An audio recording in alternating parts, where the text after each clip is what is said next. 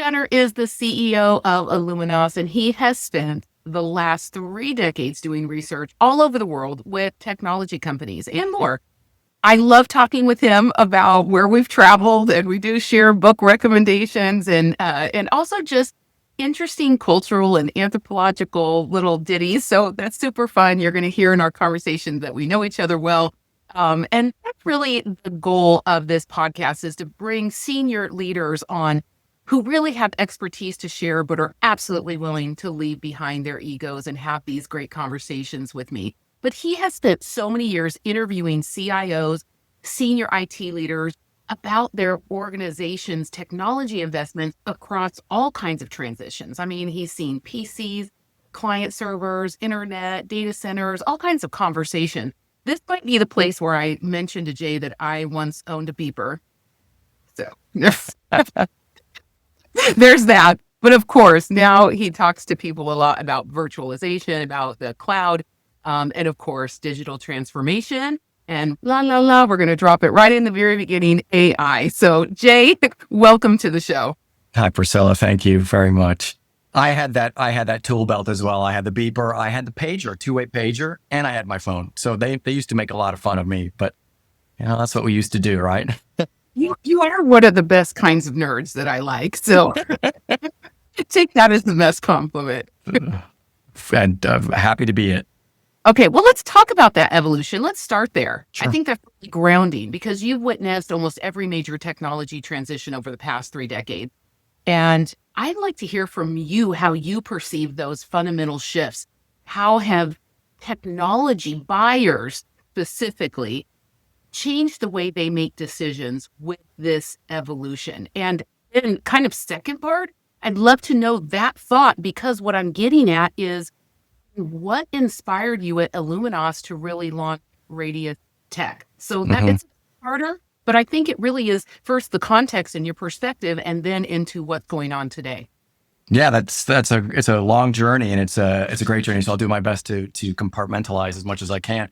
Look, I was fortunate. I stumbled into this from an MBA program at University of Texas, and it was early in the technology industry growth. It was just not too long after IBM launched the PC with the AT and XT different PCs, and it was an exciting time to be watching the Macintosh launch and involved in those early days. And then the internet came around, right? And I was already working at one of the first high tech market research firms in Austin, Texas, a company called IntelliQuest. They were really one of the first ones that were dedicated to high tech market research, and we watched all of this go on and watched how valuable research was, because these early technology companies, and we're not talking about little companies, we're talking about IBM, we're talking about HP, we're talking about Apple to a large extent. We did a lot of work for them, trying to figure out how to penetrate the market and get more companies to adopt technology to run their businesses.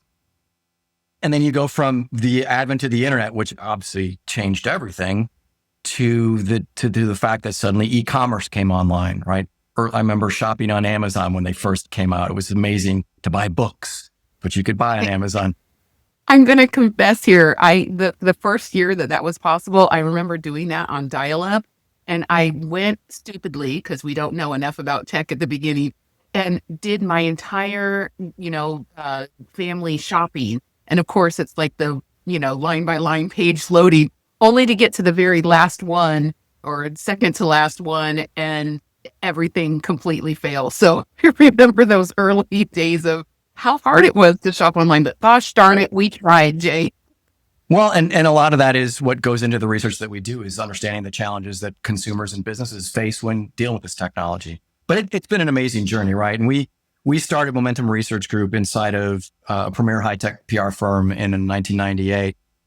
We were calling it Momentum Research Group at the time. We eventually became Illuminos as of course, we were involved in lots of different mergers and acquisitions, but it was still great because we were focused and dedicated to doing tech research. So while all these market transitions, these incredible inflection points in technology were happening, we were right there doing the research. So whether it was the internet coming online, or measuring the internet economy for the first time in 1999, which is what we did for Cisco, or looking at the consolidation and virtualization of data centers, which brought on cloud that enabled all these things. it was just incredible to watch those changes not only impact businesses, but society as a whole. And so Momentum Research Group and then Illuminous was there throughout all of that. And, your question about how has that buying journey changed? There are a lot of things that have stayed pretty static through that, which is to a certain price level, right? VPs and below can just make those decisions. They can buy technology, but above a certain threshold, of course, you have to bring in a committee. CFO, CEO, board, even at sometimes gets involved in those decisions. So that kind of thing has not changed. Of course, you have to have control over what expenditures are. What has changed a lot through all of this is the fact that technology buyers today can't just think about what they're buying for today, right? They can't say, oh, well, we need to refresh our servers and that's all I care about.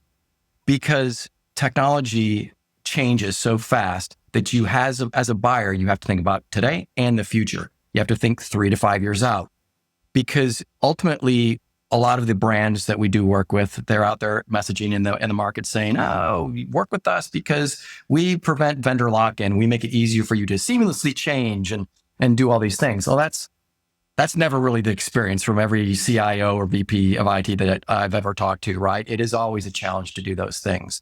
And so most companies do not want to do that. So when they look at a major investment now, they especially have to think about the fact that I need to be with a partner, a vendor partner that I trust and will be with in 3 to 5 years, because I can't afford to make another change, right?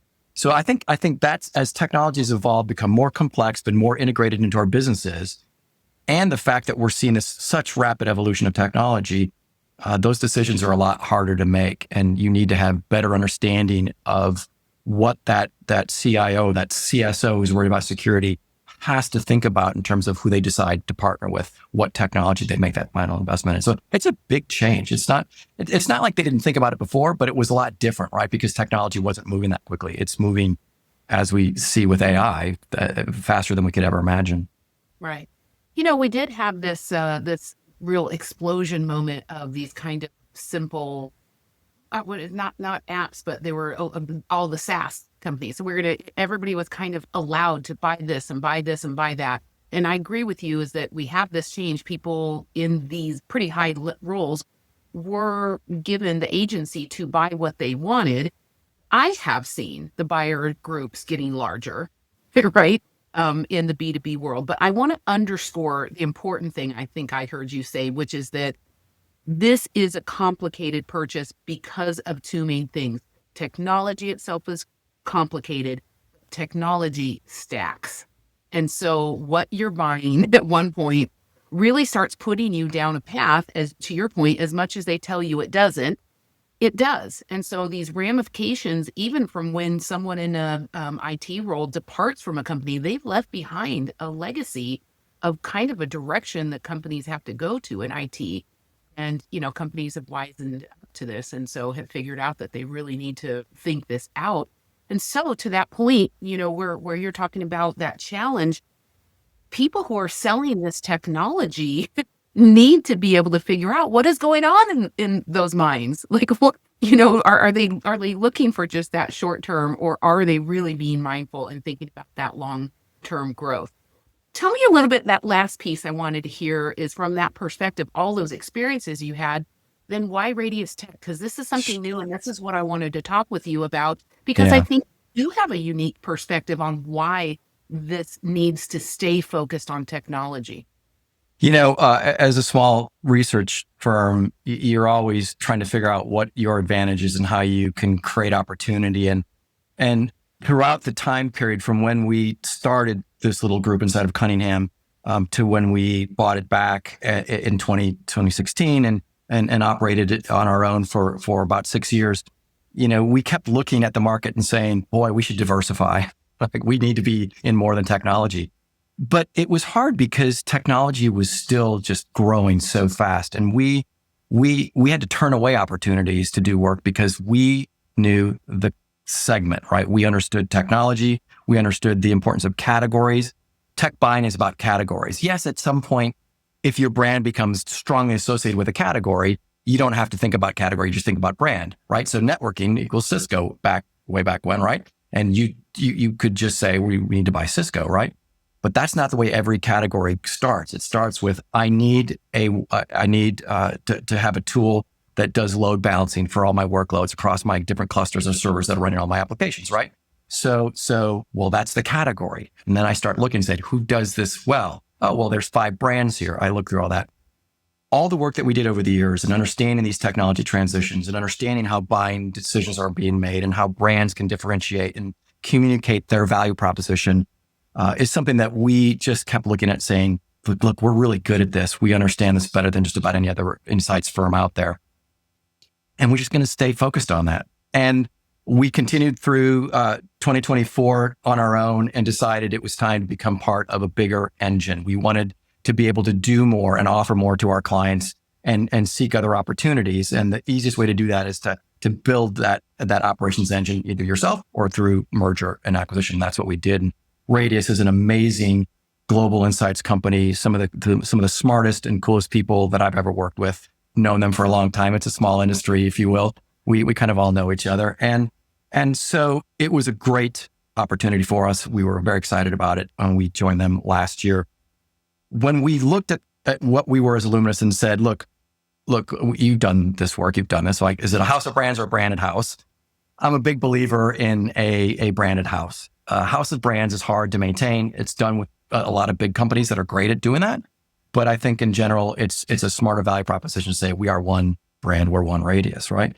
And so we knew Illuminous at some point was going as a brand for us was going to be Sunlight. Of course, we had a sister company in the UK. They still operate as Illuminous.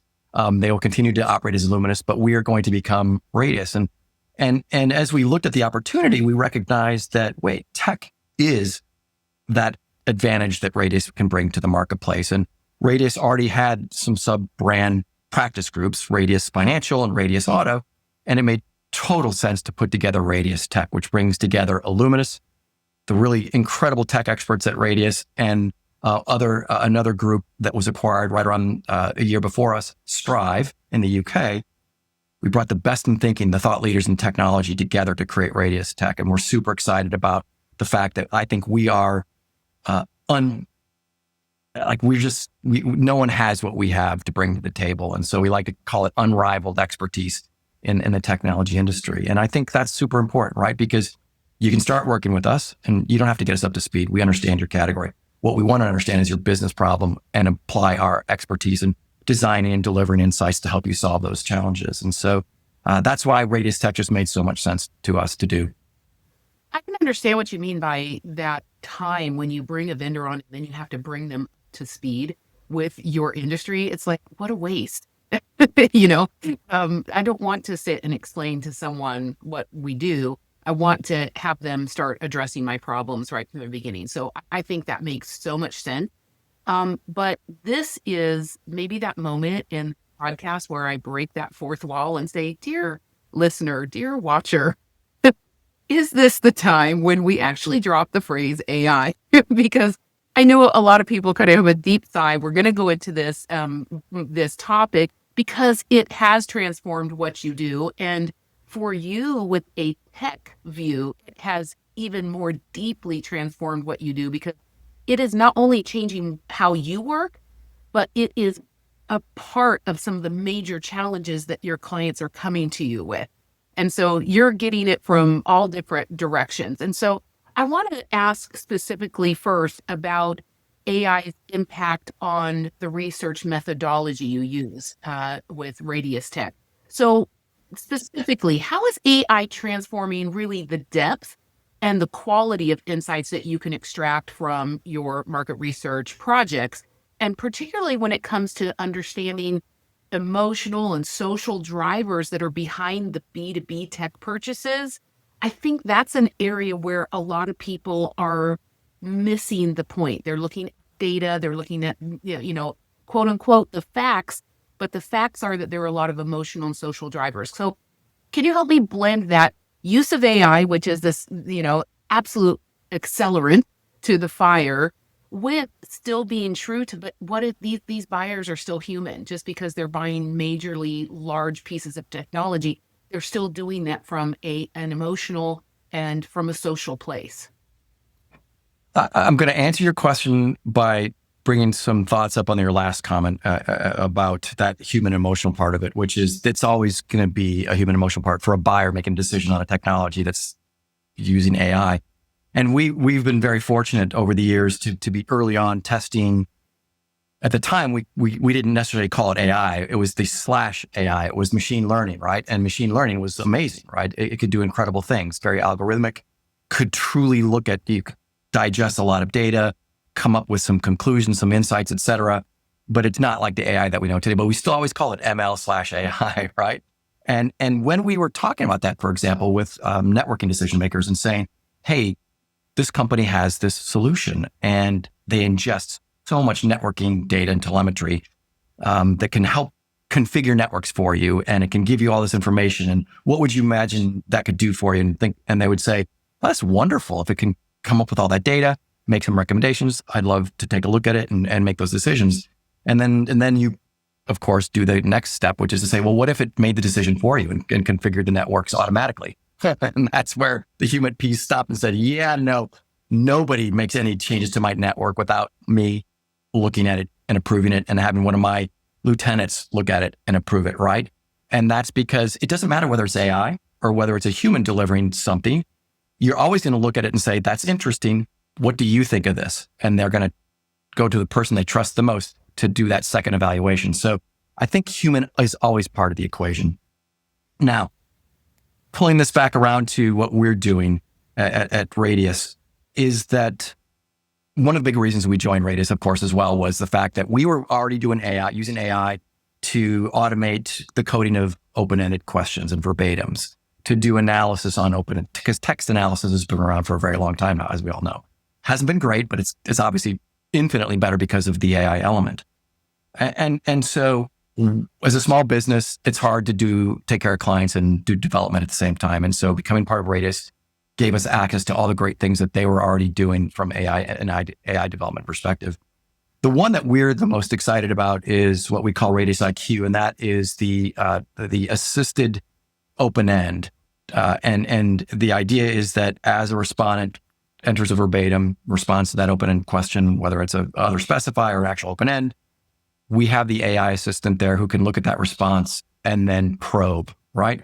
And we've been doing that forever in the research industry, right? We had live people intercepting on a survey, right? Saying, hey, I saw what you answered. Could you, right? But you can't do that with 1,000 respondents. With AI, you can, right? So it became so much more manageable. And the beauty of that AI assisted open end, that little qualitative element, is the fact that you can put a boundary around the AI, right? You can already pre-code it with prompts to keep it within the frame of things that you're looking for responses to, right? So it's not a free form. AI can ask any follow-up question that it wants. It follows what a really experienced moderator would do in that kind of situation. So that's an example of the things that we're bringing to every one of our quantitative studies to allow for that incredible marriage of good quant and deep qualitative in a time frame and a price point that we never used to be able to do before. I think that's pretty incredible, right? We also have, of course, fully automated AI-driven qualitative interviews.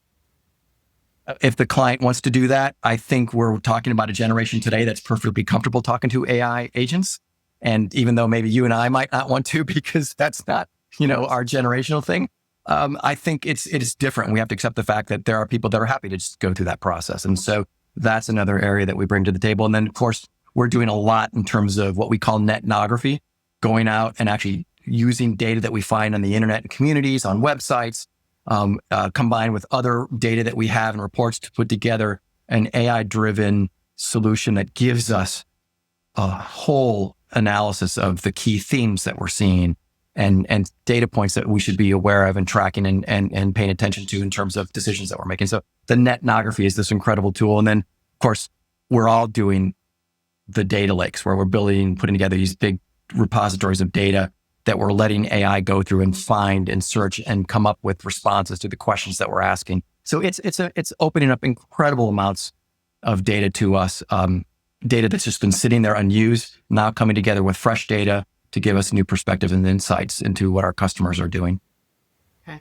Well, in the world of digital transformation, and specifically to this podcast, digital transformation success, not just doing it, but being successful at it, and coming at this from a tech perspective, truly, I see what you're doing is redefining how market research is applied for tech companies. And one thing I was really interested in is in one feature that you all have been pioneering, and that is something called Radius IQ. Can you give us a little bit of a background there, and what it is you see is going to happen with that in the future? Yeah, I mean, Radius IQ was what I was alluding to before, and that is the ability for us to bring in an AI component to a quantitative survey.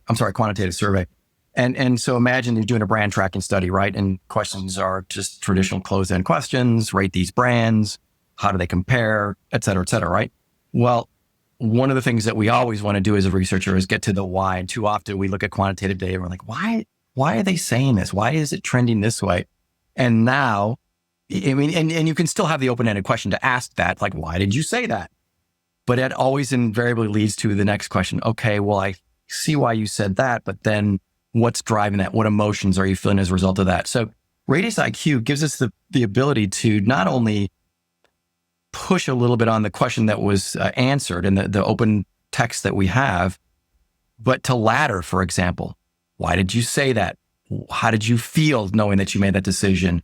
What did that get you to do? So we can go the full laddering technique all the way through the action that we want the response. Did you actually go buy something? Did you go to the website and look this up? Like what action? So, and it's all done by an AI agent. It is extremely professional. The experiences that we've seen and heard feedback from respondents on is that it was amazing. It was very natural, and the quality of the response as well was very, very good. So it really opens the doors to get those insights that are really hard to get when you have to do, hey, we're going to do a quant study and then we're going to follow up with a qualitative study. No, we can actually put a lot of that together now and get much deeper and richer insights using those AI agents to probe and push those open-ended responses. Well, that richer insights that you're talking about happens when the respondent is having a good experience. And for me, regardless of my generation, I want to interact with something that is efficient, right? And it can ask me the right questions. And if it's making sense in the order of operation, I'm going to give it the time of day 100% because I'm a CEO and I'm about efficiency. And I think from your deep tech experience, it's hard to get these CIOs and CTOs and everybody on the line or get them to respond or get them to be involved in research sometimes because they are a need. And their valuable, perception of their time is different than, say, an 18-year-old male who wants to answer a survey, that from generic to a very specific respondent. But I want to underscore what you're saying is you're getting this really high quality response, but I think that's because you're still being able to create a high quality experience for the respondent, even though this respondent is a very high level professional. Yeah, I mean, certainly the feedback from those more senior levels has been very positive, right? They certainly see the value of it. Of course, every time they take a survey, they're like, wow, we could be doing something like this for our customers, right? And then they quickly go to their insights team and say, are we doing this? We should, right? And so clearly we can, as a CEO, you're going to see value in this type of experience. Now, I wish they would take my surveys all the time, right? But we're all so busy, we don't always have time to do that. But when we do engage with them, we want them to be good surveys, short and sweet, efficient, as you suggest, and a great experience overall. And I think that is what's sitting in front of us. I think in the context of the consumer audiences that we survey, it is absolutely a wonderful vehicle for getting richer and richer insights and in a more efficient way and across the entire sample frame that you're after, whether it's 200 interviews or 1,000 interviews or more for that matter. It's incredible what AI allows us to do there. But we'll talk AI and I will extol all the incredible things it brings to you, but I will never step away from the fact that human element is still critical in all that, right? Because it's the human element that's teaching that AI agent to be able to probe efficiently, right? As a moderator would, right? And so there's always going to be this mix of AI and, as we say, HI, human intelligence, right, as part of this equation. And it's still, it's still early days, believe it or not, as if we can say that when you consider how fast it's evolved in just 2 years, right? And we do this survey every year. It's called the National Technology Readiness Survey. We've been doing it since 1999, about 25 years worth of data. And we started tracking perceptions and perspectives around AI among consumers and business people as well. And what we find is there's a camp that absolutely is hopeful about AI. And there's been a pretty steady and slightly increasing camp around maybe a little bit fearful of AI for all the reasons that we could expect, right? Things that it could potentially do wrong, the fact that it could take our jobs, all those different kinds of things. But those people who understand technology better, and again, we have a little segmentation we can do inside of that NTRS survey, and it scores people by their willingness to adopt technology. Those that are more likely to adopt technology look at AI in a much different way than those who are still a little bit skeptical. And then they have a right to be skeptical because technology just has its, as we started the interview out, it has its ability to show up and have problems when you don't want it to. Right. But as a cultural anthropologist, I would like to just insert that the car was technology, telegraph was technology. These things did take other people's jobs, but we changed as a society, right? Let's talk about a really specific thing that happens in the tech space where you are an expert. That's channel research. Not a lot of people are experts in channel research. So tell me a little bit about how these modern marketing automation tools are reshaping the way technology companies understand and engage with their partner ecosystems. This partner ecosystems and channel research is really important in the tech space. Tell us about that. Yeah, I mean, when you look at most technology companies, and it's especially in a B2B scenario, right? The vast majority of their revenue comes through their channel partners, the resellers, the systems integrators, whatever the partner role be, whether it's developer, whatever it might be, right? There's lots of different partner roles, but they bring a lot to your ecosystem as a company. So most technology companies have built a really big ecosystem around their products and services and software. And they are the ones that bring in a lot of the opportunities and a lot of the revenue. But that's a real challenging scenario, right? Especially today, because it has to be a win-win. So you as a brand have to win, and my partner has to win for them to continue to want to be a partner and stay in my ecosystem and make all the investments that they have to make to know my brand, to know my products, to understand our selling process, go to market, et cetera. And that's gotten a little bit more complicated lately because of the introduction and use of these marketing platforms, right? And the fact that technology in general has shifted to be more software driven. So in the old days, if you wanted to update your network, you had to buy a new router or switch. And that was what you did. And it came with new software and you would do updates every once in a while. Well, we've moved to a world now where the box itself really is more of a white box. It's not as differentiated. It still is, but it's moved in that direction. And now all the services and capabilities and functionalities coming through software. You can unlock it if you pay for the subscription and you get the codes to unlock it. You get updates and all those different things. It's very software driven now. And that creates the opportunity for some partners to be left out of the equation. Because as a vendor, for example, if I'm Cisco, I don't have to include a partner because I can sell the software directly to my customer because that's the way subscription and it works. And that's what they want is that annual recurring revenue. So it's a very complex model now. And the marketing platforms themselves have done two things. One, they've created opportunity for the vendors themselves, the Ciscos, the HPs, the Microsofts of the world, to create richer relationships with their partner ecosystem, right? To make sure everyone's getting all of the data and information on marketing, how to go to market, all the things that a good marketing organization does.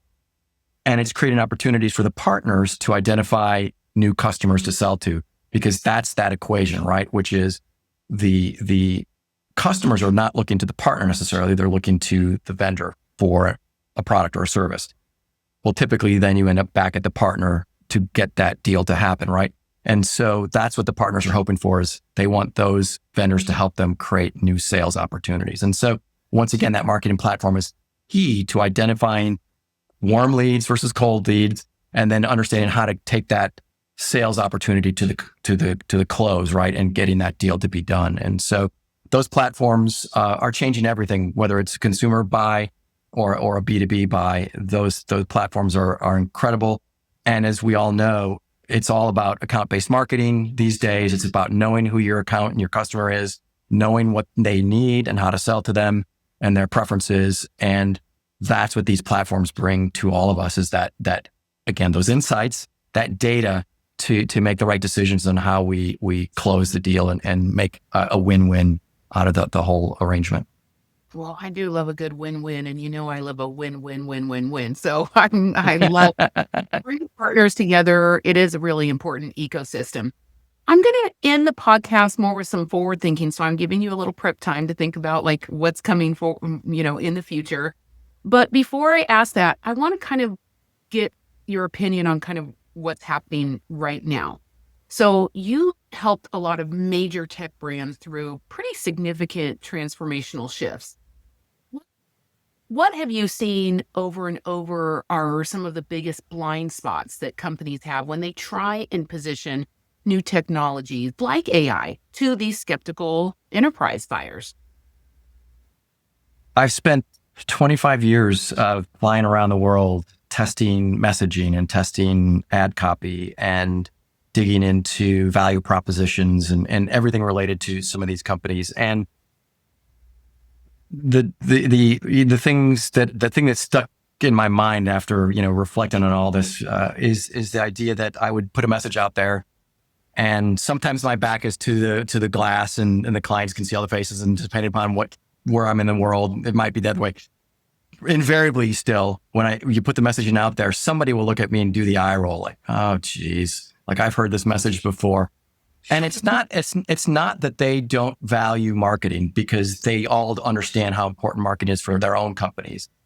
But the challenge is that how do you differentiate through messaging? And that's the thing that I think that happens too often is we want to go out and put all these flowery words together and these incredible articulations of our value proposition and why we think you want to work with us and why we're trustworthy and all these different things. And in the end, the CIO is simply looking at saying, "That's great. I understand all that, but what does your product do?" And they go immediately to, "That's fine. That's great. Here's some advice on how to fix it a little bit. Give me the specs. I want to see the specs. I want to understand why your product's better than the competition."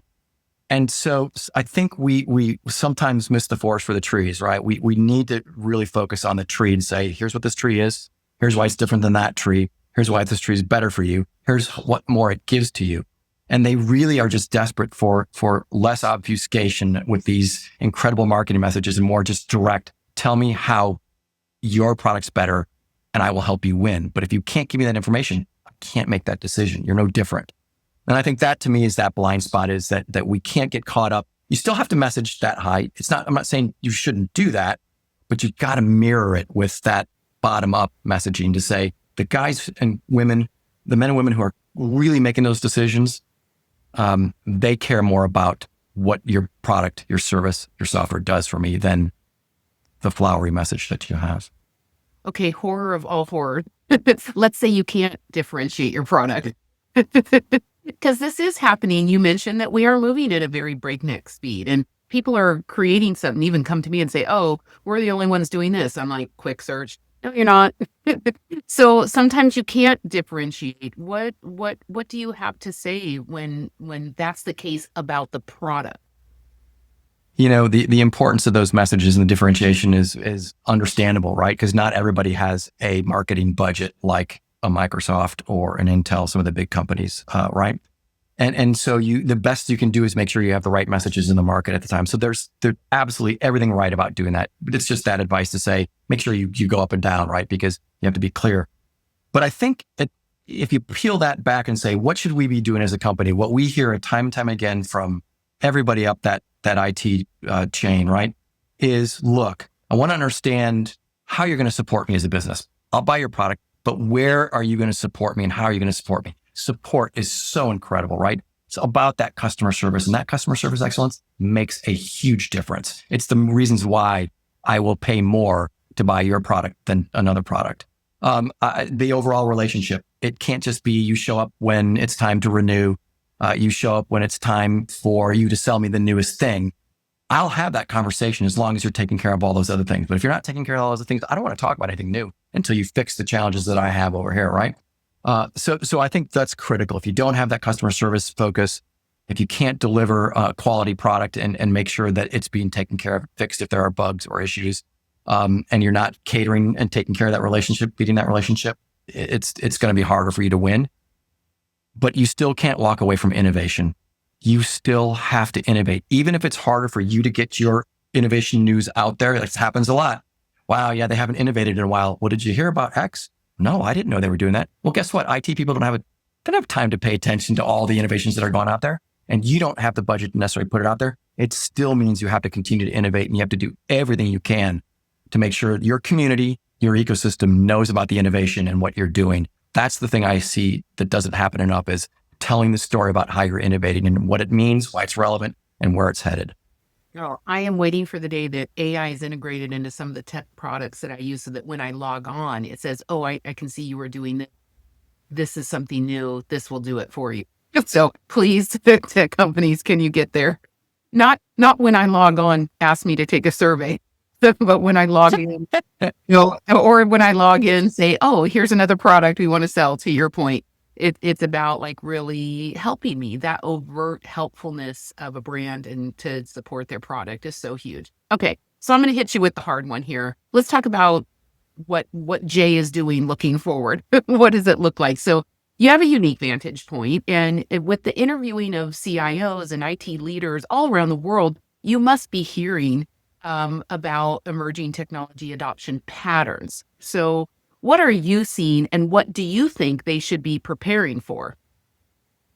Well, look, I mean, we can't do any conversation today without talking about AI. And AI is absolutely going to change the way everything is done. I haven't even had time to download and digest what ChatGPT 5 is bringing to us all, except I did see something about that. It really demonstrates how much closer we are to AGI than we thought we were. And so it's just coming rapidly.